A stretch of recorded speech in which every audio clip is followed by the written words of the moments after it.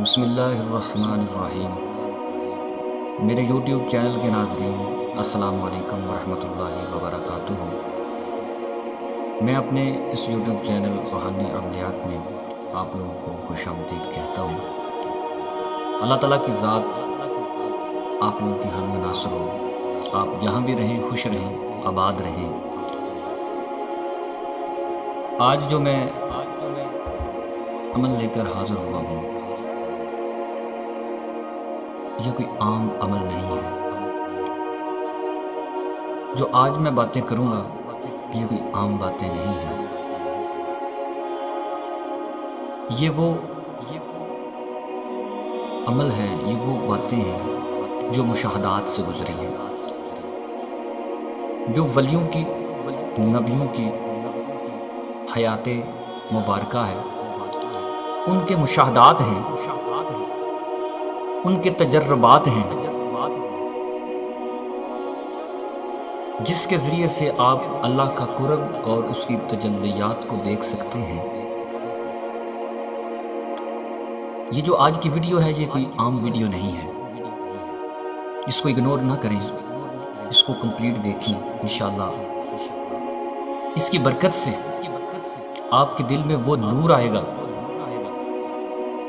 آج وہ طریقہ بتانے لگا ہوں کہ کس طریقے سے آپ انبیاء کرام اور اللہ کے ولیوں کی طرح زندگی بسر کر سکتے ہیں، کس طریقے سے اللہ کا قرب حاصل ہوتا ہے، کس طریقے سے آپ اللہ کی تجلیات کو دیکھ سکتے ہیں۔ یہ رستہ بہت مشکل ہے۔ جب آپ کے پاس ایک رہبر ہوگا جو آپ کی پل پل میں رہنمائی کر سکتا ہے، تو آپ یقیناً اپنی منزل تک پہنچ سکتے ہیں۔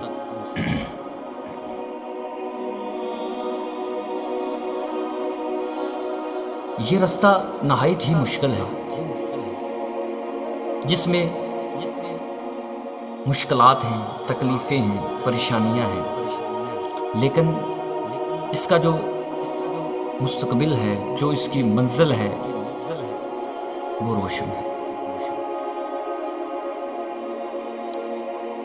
اس میں بہت زیادہ آزمائشیں ہیں اس رستے میں۔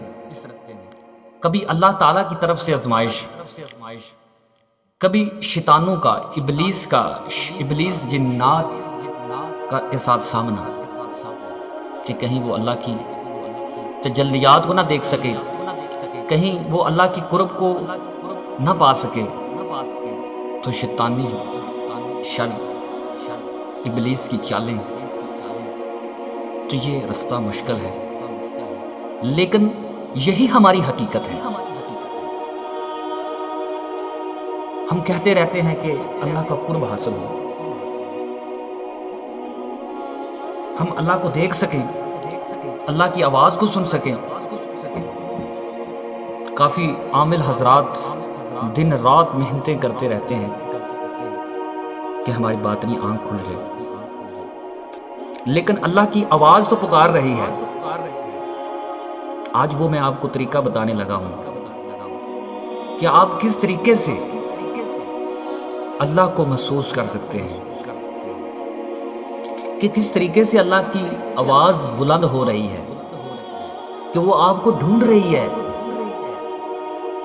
لیکن آپ خود اس قابل نہیں ہیں کہ اس کو دیکھ سکیں۔ آپ کی وہ آنکھ اس قابل نہیں ہے، آپ کی جو آنکھ کا پردہ ہے وہ اس قابل نہیں ہے کہ آپ اس کی تجلیات کو دیکھ سکیں۔ آپ کے کانوں کے آگے وہ پردہ ہے کہ اگر وہ پردہ اتر جائے تو آپ اللہ کے نظارے اور اس کی تجلیات کے نظاروں کی آوازیں سن سکتے ہیں، اللہ کی آواز کو سن سکتے ہیں۔ لیکن یہ کیسے ممکن ہو کہ آج میں یہ آپ کو اس ویڈیو میں بتاؤں گا؟ لوگ در بدر بھٹک رہے ہیں، لیکن یہ پوائنٹ ان کو نہیں ملے گا کہیں بھی۔ بڑی محنت کے ساتھ در بدر ٹھوکریں کھا کر عمر بیت جائے گی۔ کیونکہ جو جس راستے میں چل رہا ہوتا ہے اسی کو اس چیز کی طلب ہوتی ہے.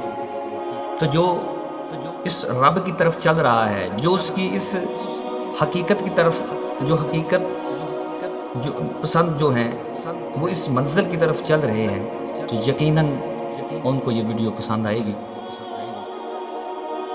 کہ اللہ کی ذات تو پکار رہی ہے، اے انسان تو جانتا ہے کہ میں کون ہوں. کیا کبھی تم نے میرے بارے میں غور و فکر کیا؟ کیا کبھی تم نے مجھے جاننے کی کوشش کی؟ کیا کبھی تم نے مجھے تلاش کرنے کی کوشش کی ہے؟ کیا کبھی تم نے میرے احکامات کو سمجھنے کی کوشش کی؟ چل تجھے میں بتاتا ہوں کہ میں کون ہوں. میں وہ ہوں کہ جو ہر وقت سے ہے، ہر وقت ہوں اور ہر وقت رہوں گا. میں ہی ہوں کہ جس نے تمہیں پیدا کیا اور تمہارے علاوہ بے شمار رنگ برنگ مخلوقات کو پیدا کیا، لیکن میں اکیلا ہی تنہا ہوں. کوئی اور ہے ہی نہیں کہ جو میرا متبادل ہو، اور ہوگا بھی نہیں، کیونکہ ہر چیز کو خود پیدا کرتا ہوں. میری وسعت لامحدود ہے، میری طاقت لامحدود ہے، میری سلطنت لامحدود ہے. میں ہر جگہ موجود ہوں، بلکہ ہر جگہ میرے احاطے میں ہے. میرا علم لامحدود ہے.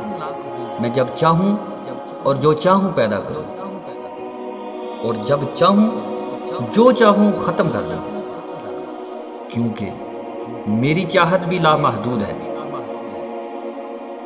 نہ میری اولاد ہے اور نہ میں کسی کی اولاد ہوں، اور نہ میرا کوئی ہم جنس ہے. میں ان سب چیزوں سے پاک ہوں، بہت ہی بلند ہوں. اب تو مجھے بتا کہ تو نے مجھے کیا سمجھا ہے. اگر تو مجھے نہیں پہچانے گا تو پھر کسے پہچانے گا؟ اگر تو مجھے نہیں مانے گا تو پھر کسے مانے گا؟ اگر تو میرے احکامات کو نہیں مانے گا تو پھر کس کے احکامات کو مانے گا؟ میں نے تجھے اپنا خلیفہ بنایا. اپنی ساری مخلوق میں تمہیں فضیلت دی، کیونکہ تمہیں میں نے اپنا خلیفہ بنایا.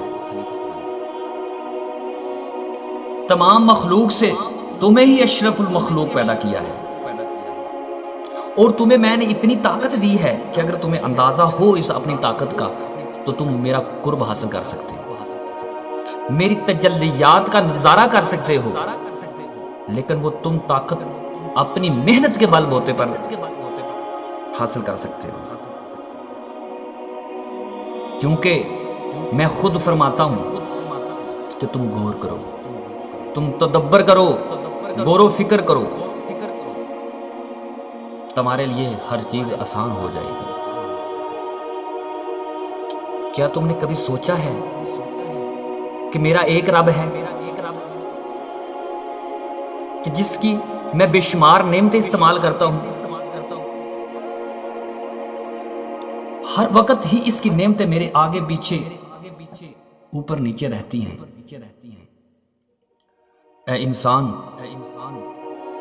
کیا تو یہ چاہتا ہے کہ ہر چیز تیری مرضی کے مطابق تیرے پاس ہو؟ اگر ایسا ہو تو پھر میری مرضی کا کیا؟ اس بات کو غور سے سن. یہ نہ سمجھ کہ میں تم سے دور ہوں، تیرے اعمال سے واقف نہیں ہوں. میں تو تیری ابتدا اور انتہا تک سے واقف ہوں. یہ زندگی جو میں نے تمہیں دی ہے یہ بیکار نہیں دی. تمہیں میں نے اپنا خلیفہ بنایا ہے، اور تو اس خلافت کا حق ادا کر. اپنے دل، اپنی زبان اور اپنے وجود سے میرا پرچار کر. اللہ کو اس طریقے سے مان جس طرح ماننے کا حق ہے. انسان اس لالچ میں آ چکا ہے کہ وہ اگر نیک اعمال کرے گا تو اس کو جنت ملے گی، اس کو آخرت میں یہ ملے گا، اس کو یہ نعمتیں دی جائیں گی. تو کیا تو اس وجہ سے باتیں کر رہا ہے؟ کبھی عشق کی نماز تو پڑھ. جو عشق حقیقی میں کھو گیا وہ جنت بھول جائے گا. اس کی آنکھیں کھل جاتی ہیں، اس کے کان کھل جاتے ہیں، لیکن اس کی زبان خاموش ہو جاتی ہے. تو جانتا ہے عشق کیا ہے؟ عشق کی ڈیفینیشن کیا ہے؟ آج کل کے لوگ عشق تو کرتے ہیں لیکن وہ 4 دن کا عشق ہوتا ہے.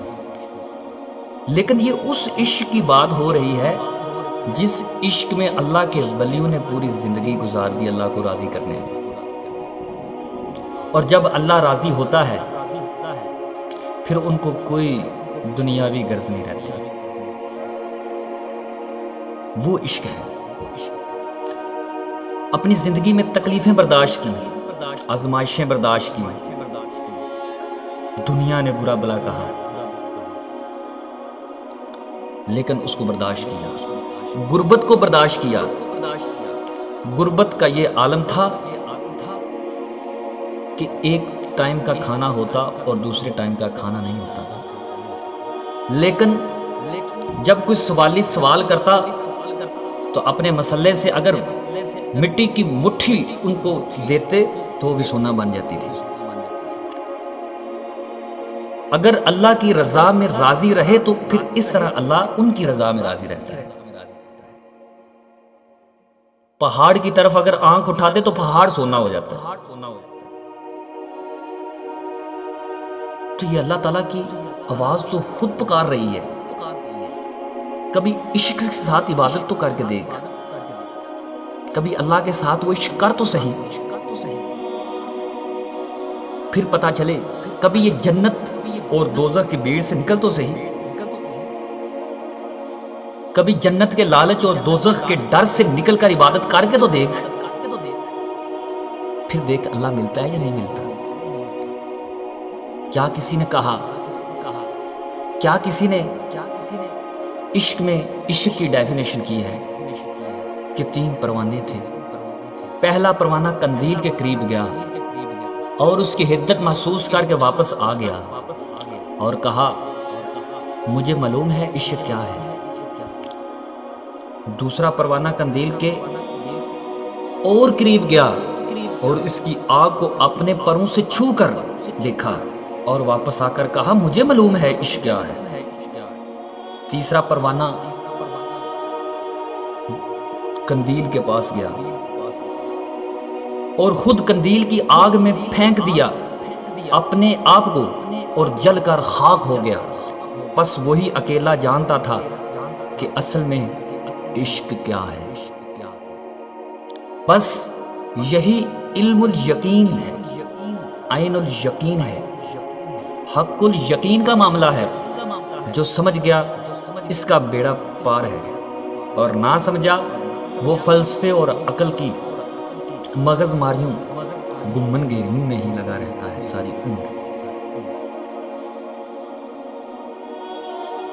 جیسا کہ آج کل کے علماء کرام نے بھی کون سے رستے پر لگایا ہوا ہے. جب بھی سنایا ہے تو جنت کا لالچ دیا،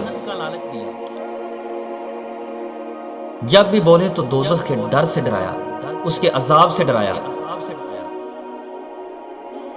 کبھی رب کے عشق میں عبادت کرنی نہیں سکھائی کہ کس طریقے سے آپ نے رات کو قیام کرنا ہے، کس طریقے سے آپ نے اللہ کی رضا میں راضی رہ کر اللہ کی عبادت کرنی ہے. یہ آپ کو فقر تعلیم دے سکتی ہے. تو کسی عاشق نے کیا یہ خوب لکھا ہے، سانو رہ رہ یار دا عشق ستاندا ہے، ملاں تیرا رب سمجھ نہ آوندا ہے. تیرا رب تے پردیاں اندر لکیا ہے، ساڈا رب تے روز دیدار کراوندا ہے. تیرا رب تے لالچ دیندا ہونا دا، ساڈا رب تے ہرس نو مار مکاوندا ہے. تو ملاں دیوانہ ہے صورت دا، ساڈا رب تے صورت وچ سماندہ ہے جو کہتے ہیں رب نظر نہیں آتا، جو کہتے ہیں رب نہیں سنتا، کیوں نہ سنیں، کیوں نہیں نظر آتا؟ جب بھی اللہ کی عبادت کی تو اپنے لالچ کے لیے عبادت کی ہے، کبھی اس کی رضا کے لیے عبادت کی؟ کیا اس کی رضا میں راضی ہوا؟ جب کوئی مشکل پڑی تو ایک مشکل کے عوض تم اس کی تمام نعمتوں کو پانی میں ڈال دیتے ہو۔ کیا کبھی کوئی مصیبت آئی تو اس کو اس کی رضا میں راضی رہ کر برداشت کیا ہے؟ نہیں۔ تو پھر تمہیں رب کیسے ملے؟ تو جو میں نے بتایا ہے اگر آپ کی سمجھ میں آ جائے تو میرے لیے یہ باعث نجات ہے۔ اللہ تعالیٰ کی ذات آپ لوگوں کو اور مجھے ہدایت عطا فرمائے اور اپنا قرب عطا فرمائے۔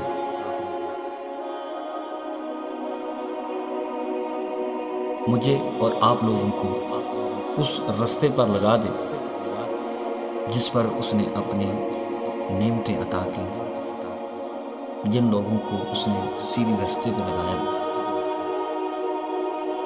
میں امید کرتا ہوں آپ لوگوں کو میری یہ ویڈیو پسند آئی ہوگی۔ میں پھر ایک نئے عمل کے ساتھ دوبارہ حاضر ہوں گا۔ اب مجھے اجازت دیں، اللہ حافظ۔